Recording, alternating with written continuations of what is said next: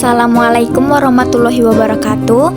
Hai semuanya, di sini kami akan membahas tentang wanita-wanita yang haram untuk dinikahi dari mata kuliah fikih munakahat.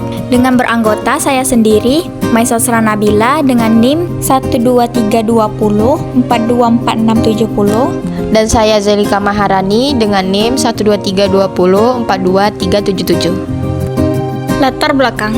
Pernikahan merupakan sunnah dari Rasulullah Shallallahu Alaihi Wasallam.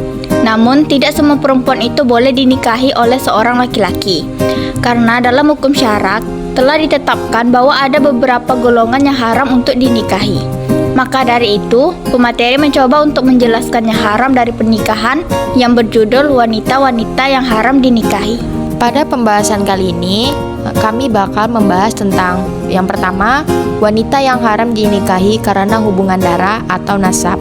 Yang kedua, wanita yang haram dinikahi karena hubungan pernikahan atau musaharoh. Yang ketiga, wanita yang haram dinikahi karena persusuan. Yang keempat, wanita yang haram dinikahi karena alasan lain. Dan yang kelima, wanita yang diharamkan untuk dinikahi secara bersamaan. 1. Wanita yang haram dinikahi karena hubungan darah atau nasab. Seorang pria haram menikahi wanita yang masih mempunyai hubungan nasab atau hubungan keluarga dengan ikatan darah dengannya. Wanita yang berhubungan nasab antara lain: 1. Anak perempuan, cucu perempuan, dan seterusnya. 2. Semua saudara kandung perempuan. 3. Ibu, nenek, dan seterusnya, baik dari sisi ibu maupun sisi ayah. 4. Bibi dari ibu maupun ayah.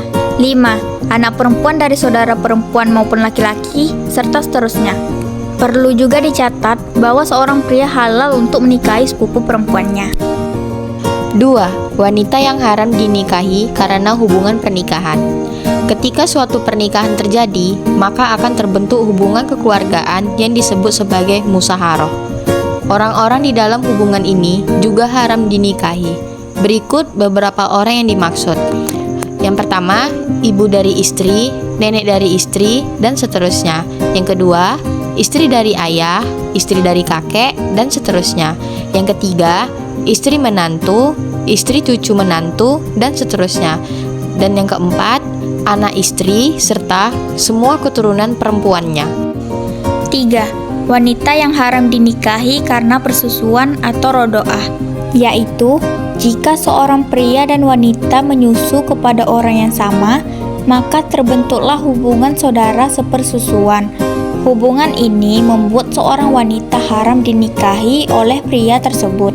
Terdapat hadis riwayat Al-Bukhari dan Muslim yang dimana persusuan itu mengharamkan apa yang haram karena kelahiran. Seperti yang pertama, ibu persusuan, nenek persusuan, dan seterusnya. Yang kedua, anak perempuan dari saudara laki-laki sepersusuan atau keponakan. Dan yang ketiga, saudara perempuan ayah dari kakek dan nenek sepersusuan atau bibi.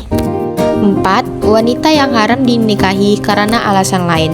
Wanita yang haram dinikahi karena alasan lain dalam Islam meliputi: yang pertama, perkawinan beda agama. Seorang wanita muslim dilarang menikah dengan pria non-muslim dan sebaliknya untuk menjaga keimanan dan nilai-nilai Islam. Yang kedua, nikah mut'ah. Pernikahan kontrak yang bersifat sementara ini diharamkan karena merugikan perempuan dan tidak memberikan hak-hak yang layak. Yang ketiga, anak tiri. Jika hubungan intim telah terjadi dengan ibu anak tersebut, maka anak tiri menjadi haram dinikahi. 5. Wanita yang diharamkan untuk dinikahi secara bersamaan. Dalam Islam, wanita yang haram dinikahi secara bersamaan meliputi: 1. Dua wanita bersaudara atau kakak adik. Dua saudara perempuan sekaligus dilarang berdasarkan Quran Surah An-Nisa ayat 23 yang menyatakan bahwa mengumpulkan antara dua perempuan bersaudara dalam satu pernikahan adalah haram. Kedua, seorang wanita dan bibinya. Menikahi seorang wanita dan bibinya, baik dari pihak ayah maupun ibu secara bersamaan juga dilarang. Dan yang terakhir, perempuan yang masih terikat pernikahan. Menikahi perempuan yang masih berstatus istri orang lain atau dalam masa iddah adalah haram. Larangan ini bertujuan untuk menjaga kehormatan dan keadilan dalam hubungan pernikahan. Di surat 4 An-Nisa ayat ke-23. Di situ ada 7 kategori mahram yang mutlak haram dinikah karena punya hubungan darah langsung. Di situ laki-laki, maka Allah katakan hurrimat alaikum, diharamkan atas kalian, ummahatikum wa banatikum, ibu-ibumu, anak-anak perempuanmu, wa akhwatukum, dan saudara-saudara perempuanmu, dan seterusnya. Sekarang kalau untuk laki-laki siapa? Untuk perempuan siapa? Berarti bapaknya, anak laki-lakinya, saudara laki-lakinya, terus saudara laki-laki bapaknya, saudara laki-laki ibunya, terus anak laki-laki saudara laki-lakinya, dan anak laki-laki saudara perempuannya. Ini 7 itu mutlak hubungan darah, Pak. Sekarang bapak dengan saya kakak adik, bapak punya anak perempuan, saya punya anak laki-laki. Anak saya dengan anak bapak mahram bukan? Bukan.